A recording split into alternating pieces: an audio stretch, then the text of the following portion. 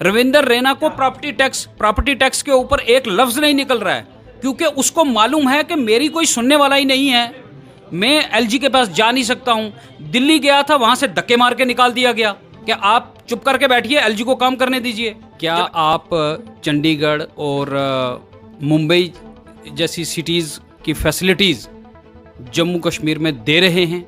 अगर दे रहे हैं तो प्रॉपर्टी टैक्स भरने में कोई तकलीफ नहीं होनी चाहिए। कि ये टैक्स वसूलने के बाद आपकी यूनिवर्सिटी को अपग्रेड किया जाएगा, इंटरनेशनल लेवल के ऊपर ले जाया जाएगा, आपकी सड़कें बनेंगी, आपका स्कूल का इंफ्रास्ट्रक्चर ठीक होगा, आपकी जो गलियां हैं वो ठीक होंगी, ये आप ही के काम आएंगे। मतलब रियाज साहब, यही फ़र्क होता है एक इलेक्टेड गवर्नमेंट में, यही फ़र्क होता है रिप्रेजेंटेटिव में और बाबूज में। बाबूशाही जो है उसको आवाम की फैसिलिटीज़ के बारे में, आवाम की मुश्किलात के बारे में मालूम नहीं होता है। जो इलेक्टेड रिप्रेजेंटेटिव होता है वो मासिस में से उठ के जाता है, उसको मालूम है कहाँ किस चीज़ की ज़रूरत है। आईफोन यूज़ करते हैं? मैं आईफोन यूज़ करता हूँ। टैक्स तो देना हो। नहीं, आईफोन यूज़ करना चाहता हूँ। दिल्ली चाहती है कि जम्मू कश्मीर के लोग पॉलिटिकली, सोशली, इकोनॉमिकली वीक हो जाएं। जब वीक हो जाएंगे तो भीख मांगेंगे हमारे आगे, फिर हम उनको कठपुतली की तरह नचाएंगे। ये है दिल्ली की मंशा। आदाब नाज़रीन, मैं हूं रियाज चौधरी और आप देख रहे हैं द वर्ल्ड रिलेशन।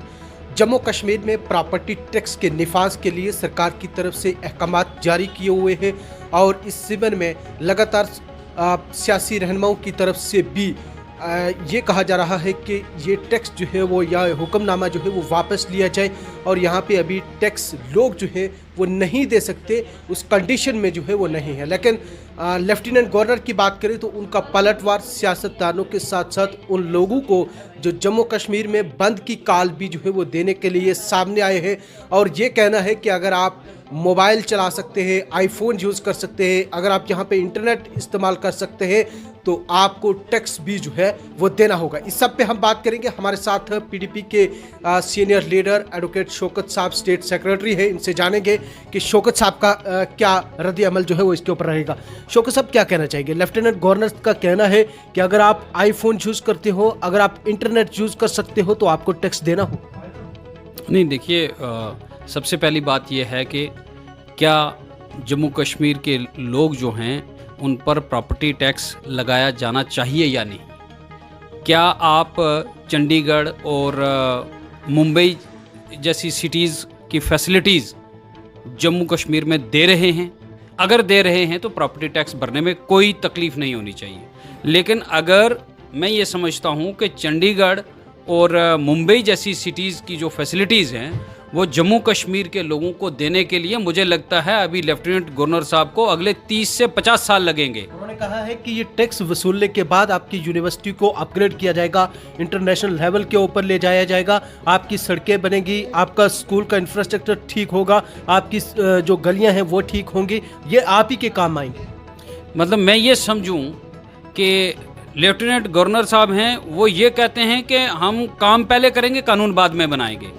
रियाज साहब, यही फ़र्क होता है एक इलेक्टेड गवर्नमेंट में, यही फ़र्क होता है रिप्रेजेंटेटिव में और बाबूज में। बाबूशाही जो है उसको आवाम की फैसिलिटीज़ के बारे में, आवाम की मुश्किलात के बारे में मालूम नहीं होता है।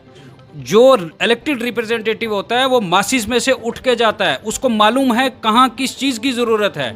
जम्मू कश्मीर पूरे हिंदुस्तान में जो है वो, बल्कि मैं ये कहूँगा कि पूरी दुनिया ने कोरोना को झेला है और हिंदुस्तान में तो तबाही निकली है। साहब, आप आईफोन यूज़ करते हैं? मैं आईफोन यूज़ करता हूँ। टैक्स तो देना हो। नहीं, आईफोन यूज़ करता हूँ, लेकिन आईफोन से मुझे फैसिलिटीज़ मिलती हैं।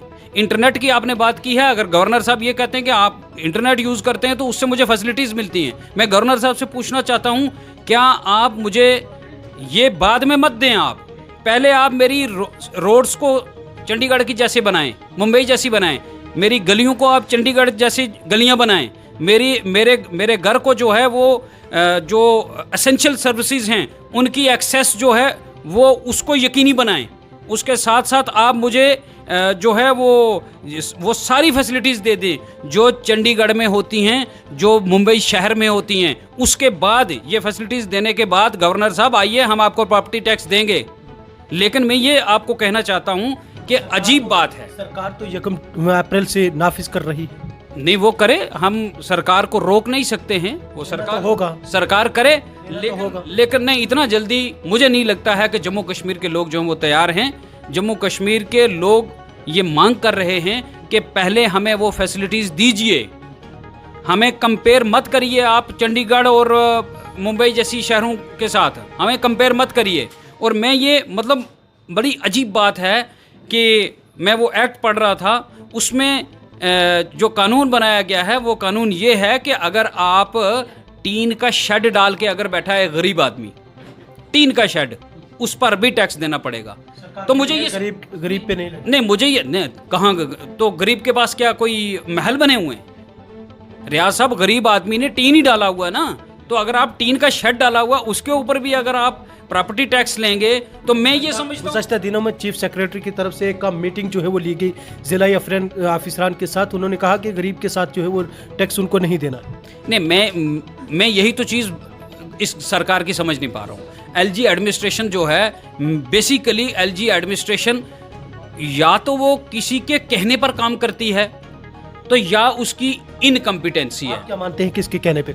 ना, वो दिल्ली के कहने पर काम करते हैं और दिल्ली चाहती है कि जम्मू कश्मीर के लोगों को, उनका एजेंडा है बेसिकली। रविंदर रैना बीजेपी के सदर जो है जम्मू कश्मीर के, उनका कहना है कि वो ये जम्मू कश्मीर इंतजामिया खुद कर रही है, मरकजी सरकार का इसमें कोई रोल नहीं। मैं आपको बताना चाहता हूँ, दिल्ली चाहती है कि जम्मू कश्मीर के लोग पॉलिटिकली, सोशली, इकोनॉमिकली वीक हो जाएं। जब वीक हो जाएंगे तो भीख मांगेंगे हमारे आगे, फिर हम उनको कठपुतली की तरह नचाएंगे। ये है दिल्ली की मंशा। जहाँ तक आपने बात की है रविंदर रैना की, आपने हालत नहीं देखी है रविंदर रैना की। रविंदर रैना को प्रॉपर्टी टैक्स के ऊपर एक लफ्ज नहीं निकल रहा है, क्योंकि उसको मालूम है कि मेरी कोई सुनने वाला ही नहीं है, मैं एलजी के पास जा नहीं सकता हूँ। दिल्ली गया था, वहां से धक्के मार के निकाल दिया गया कि आप चुप करके बैठिए, एलजी को काम करने दीजिए। जब एलजी काम कर रहा है तो बीजेपी की इतनी हिम्मत नहीं है जाके एलजी को बोले कि जनाब ये आप ठीक नहीं कर रहे हैं। लोगों में जो है वो अनसर्टनिटी पैदा हो गई है, आप लोगों की ख्वाहिशात के मुताबिक जो है वो चीज़ों को चलाएं। इतनी उनमें हिम्मत ही नहीं है उनकी, वो जो है वो राजभवन जा नहीं सकते हैं, तो वो क्या करेंगे? वो बेबस हैं, वो लाचार हैं। और ऊपर जो राजभवन में जो लोग बैठे हैं, चीफ सेक्रेटरी बैठा है, वो इनकम्पिटेंट है। इस सब पे उनको राय क्या देना चाहिए? नहीं, मेरी क्या राय है जनाब, उनको खुद, जिन लोगों ने उनको लाखों करोड़ों वोट दिए हैं, तो उन्होंने अच्छी राय, अच्छा कानून बनाने के लिए उनको जो है वो वोट दिया था। आज अगर उनको ये समझ नहीं आ रही है, वो फ्रस्ट्रेशन में हैं, वो इनकम्पिटेंसी का शिकार हैं, उनकी एडमिनिस्ट्रेशन इनकम्पिटेंसी का शिकार है, तो हम क्या राय देंगे? वो तो बड़े जो हैं वो कम्पिटेंट बनते थे, वो कहते थे हम यहाँ बैठे हैं, यहाँ सब कुछ हो जाएगा। एक तरफ से वो कहते हैं कि गरीब के साथ जो है वो नहीं छेड़ा जाएगा, और दूसरी तरफ से उन्होंने गरीब को ही जो है वो गरीब का घर तबाह किया पिछले दिनों में। तो मुझे समझ नहीं आती है कि वो कहते कुछ हैं करते कुछ हैं, लेकिन पता ये चलता है कि एलजी की और बीजेपी की आपस में जो है वो कोई केमिस्ट्री ही नहीं है। जो बीजेपी कहती है उसके एन बरक्स जो है वो एलजी करता है।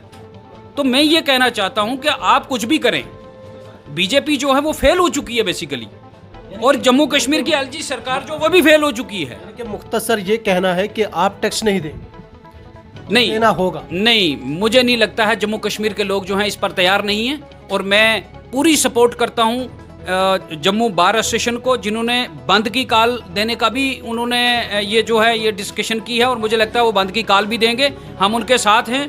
हमें डेमोक्रेटिक तरीके से, लीगल तरीके से जो लड़ाई लड़नी है, हम लोगों की लड़ाई लड़ेंगे, चाहे वो कोर्ट में लड़ाई हो, चाहे वो सड़कों पर हो। हम डेमोक्रेटिक तरीके से इसको जो है वो पूरा रोकने की कोशिश करेंगे और सरकार को मजबूर करेंगे इसको जो है वो विड्रॉ करे इस ऑर्डर। बहुत शुक्रिया। ये थे हमारे साथ एडवोकेट शौकत चौधरी साहब, पीडीपी के स्टेट सेक्रेटरी, जिनका ये कहना है कि जम्मू कश्मीर में जो प्रॉपर्टी टैक्स के निफाज के लिए हुकूमत की तरफ से एक सर्कुलर जो है वो जारी किया हुआ है, उसको लेके हम सड़कों के ऊपर भी उतरेंगे, हम कोर्ट का दरवाज़ा भी जो है वो खटखटाएंगे। हम आवाम के साथ हैं और उनका साफ कहना है कि जैसे जम्मू में बार एसोसिएशन की तरफ से ये कहा जा रहा है कि अगर इस आर्डर को वापस नहीं लिया जाता तो हम बंद की कॉल देंगे, और उनका ये कहना है कि हम उस बार एसोसिएशन के जो भी आगे का लाएअमल रहेगा, हम उसके समर्थन में हैं, हम उसकी पूरी जो है वो सपोर्ट करेंगे।